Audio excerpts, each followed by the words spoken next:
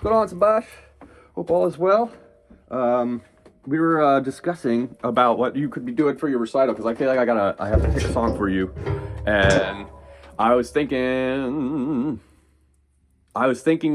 a couple different ones, but I wanted to try and do something that was groovy and fun. So and we've been doing a lot with the song Lowrider here. So I was thinking that you could play this. It's pretty easy and it has a few different melodies in it. I also have a song we could do like Pride and Joy by Stevie Ray. Also do a couple versions of that. That's pretty straightforward. I'm gonna just teach you the Lowrider tune, okay?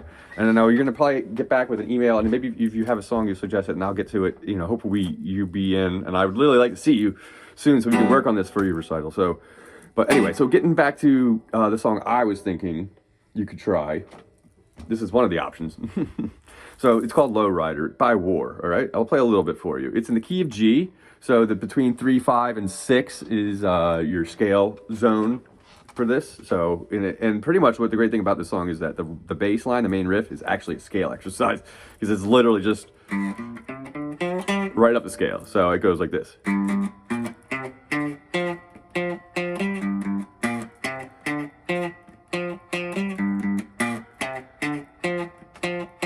All right, so now I'll break that down for you.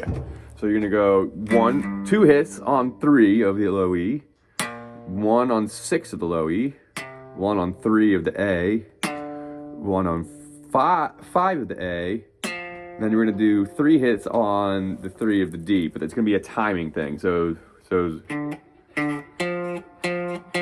gonna be 3 hits. Da, da, da, da, 1, 2, 3. Yeah. And so that'd be on 3, and then you're gonna end on 5 of the D string, okay? So I'm gonna try and see if we can do that. I'm gonna do this real slow and see if you can play along, and if you wanna go back and you can redo this, I'm gonna try and do it slow, so.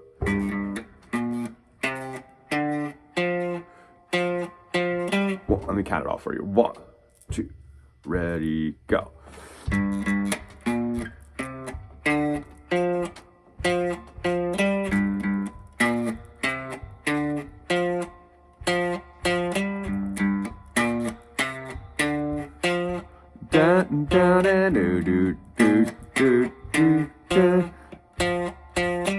Alright, so that's pretty much the line. It's a little faster than that. I'm slowing it down so you can kind of follow along. Okay, so now there's also a way we could do this with the upper octave of the scale, because what we're doing right now is from here to here, with this riff, is going 1 octave up the pentatonic minor scale of G.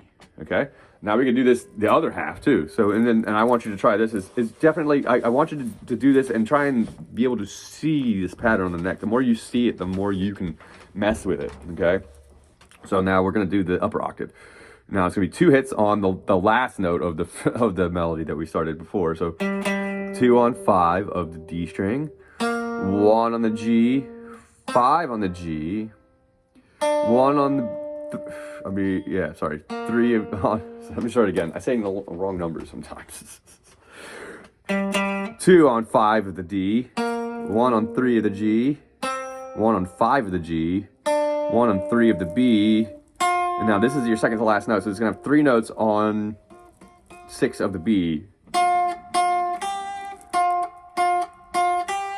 ending on 3 of the high E, okay? So up there, and then you could do this in moving up 1 fret, transpose this and can practice in every scale doing this riff. And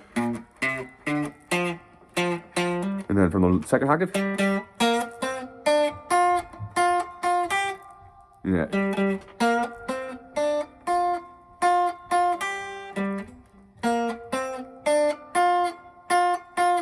Okay, so you see both patterns there. Mostly, I want you to play the lower one, but as far as exercises, this is really good to see what you're doing.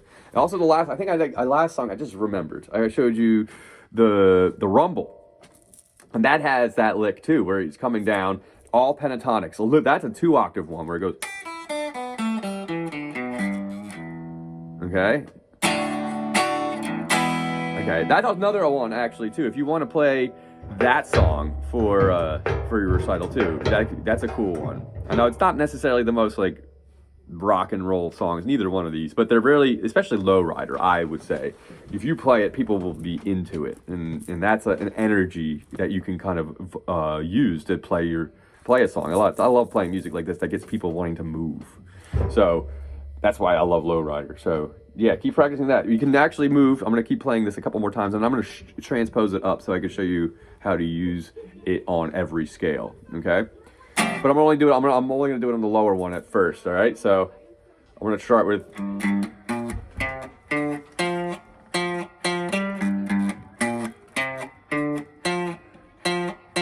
Now, if you move it up 2 frets, we can do that again. In A, and so on. Okay, so you can do that up each one of the scales and practice it like that. Although the song itself is technically in G. So we're going to stick with G for now, all right? Now, the second part of the song that I want you to get, the main bass line is the main part of the song. It just goes the whole time. There's no changing of parts. It just keeps going. So, but the cool part is that there's a bit of singing that goes with it, and then there's a trumpet melody, okay? Now, but the singing part just might be hard if you wanted to do this as a recital, but you don't have to sing it like him, and you don't have to sing it at all, really. We could figure out a way to do that. I would recommend probably doing something solo, just because if I have to find a piece to make for you to play along to, it might be, it might be another whole week until I can get that to you. So it's probably good if we pick a song that you can play solo, okay?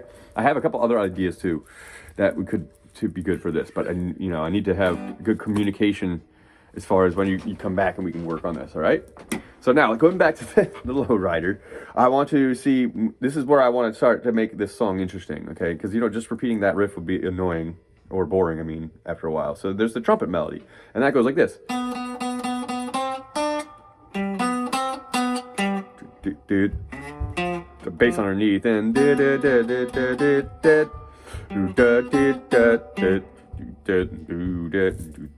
then okay, now let's work on that. So now, outside of this first note is actually going to be a note borrowed from the G major scale, and we're going to put it over the minor, okay? And it'll sound great, because honestly, a lot of times when it's technically in a major key, but a lot of times in the major keys, you can play minor notes. The other way around does not work, though. When you're in minor key, you cannot play major notes unless you use them very quickly. And usually when you're using them very quickly, they're called passing tones, which means you're just going right through it to another note, okay? So, but in this, since we're technically in major, we're going to have the major third, which means we're going to play the 4th fret of the G string. Okay, so the normal scale would be like this: 3, 6, 3, 5, 3, 5, 3, 5, 3, 6, 3, and then so on as you get towards the 3rd octave. But that 4th fret isn't normally in there. That's the major third, okay? So if you have the G right next to it on the D string, you get that little major thing. It's actually the same triad, just an octave higher than what you would normally play as the bottom 2 notes on your G chord. Sounds like I'm out of tune. Have mercy. Give me 1 second. I will not be able to continue. All right, cool. So we're gonna start with I would start with the middle finger here, because I want to keep this in the box. You can slide up to the, you can do it like slide up to the 7th fret if you wanted, but you could keep this in the box. And I suggest keeping it in the box for now, because I really want you to get used to playing seeing this box, okay? And then I'll show you how to stretch the boxes to get more notes, okay? Or reach different notes in different places than you would, okay? So anyway, what I want you to start though is that this would be the middle finger on the 4th fret. And so you go 1, 2, 3, 4, 5, okay, on that note. Then the ring finger comes in on 4 of the G string. That would be 6. And then the last note is 7, would be the 7th hit on 3rd fret of the B string. So 1, 2, 3, 4, 5, 6, 7. That's how I want to count the 1, 2, 3, 4, 5, 6, 7. And that will be 4, 4, 4, 4, 4, 5 on the G string to 3 in the B. Okay, now that's the first half of the melody, and there's the X part melody. Okay, and that starts with your middle finger, or finger number 2, on the D string on 5. And that'll be the first note. And the second note of this is going to be 4 of the G string, then 5 of the G string, back to 4 of the G string, then back to 5 of the D string. Okay? Okay? So that's the trumpet melody in its entirety, at least the first part of it. And then there's a second part of it, excuse me.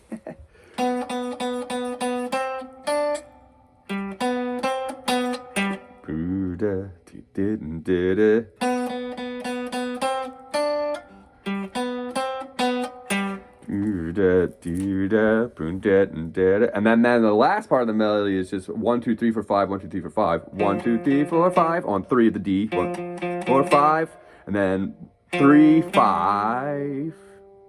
Okay, 3, 5 on the string. I hope I'm saying all these numbers is actually the countings of how many times you hit it. Okay, so I don't want to get you confused with that with the fret numbers I'm giving you too. So that's 5 hits right there. You do it twice. Okay. So yeah, so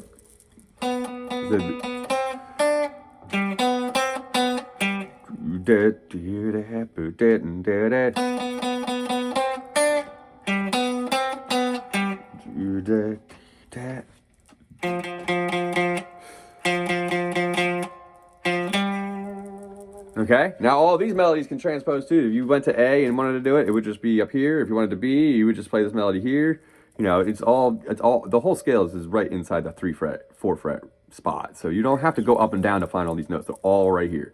All right, so now that, speaking in that, I want to move this trumpet melody up an octave. But instead of playing it like on the high E string where we could play it, or if you want to try and play it here, I'll show you real quick.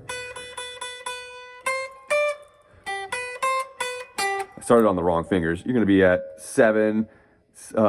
8, 7, and 10. But I want to move it up here because I know you know that this is the double octave up here. So why don't we also mess with learning the scales up here, so you can do exactly the same pattern you would down here on the 3rd and 5th, you know, right here on 15 and 17, which is really the 3rd and 5th away from 12, because 12 is like 0. So we're going to go...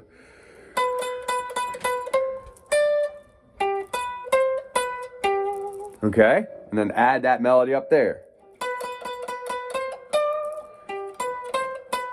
And I just did it my way there, where I slide up an extra 2 frets. You don't have to do it like that. You could do it like this.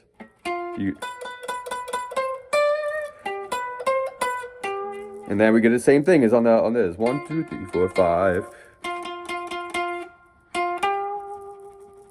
Okay? All right, work with that. That's a good idea for that song. You could try and